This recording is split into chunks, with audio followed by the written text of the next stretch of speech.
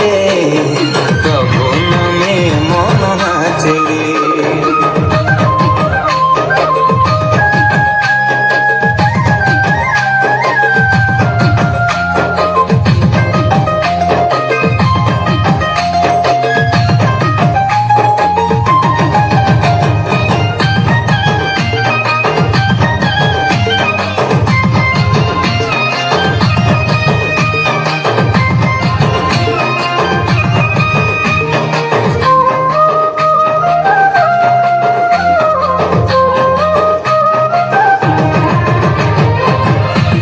प्रदेश आसिला से नाम मेरी कोल रे हिले से जनाम सारा जगत रे खेलिला चमका से हिले सत्यर पथ प्रदर्शक।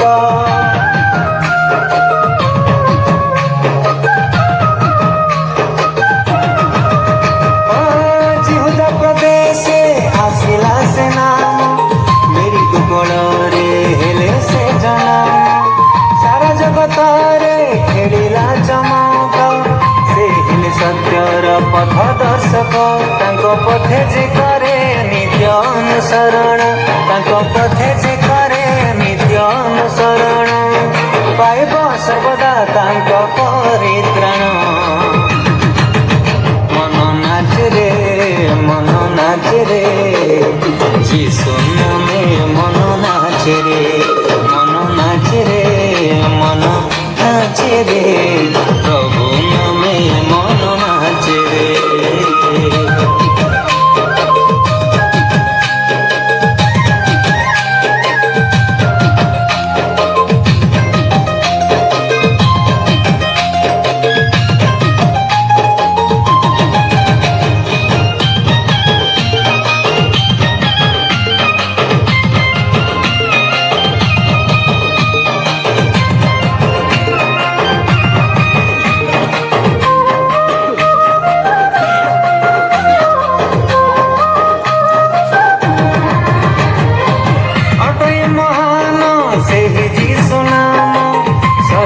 पाताल करती प्रणाम चरचर जेते कीट पतंग जीवित सेना में केड़े आनंद।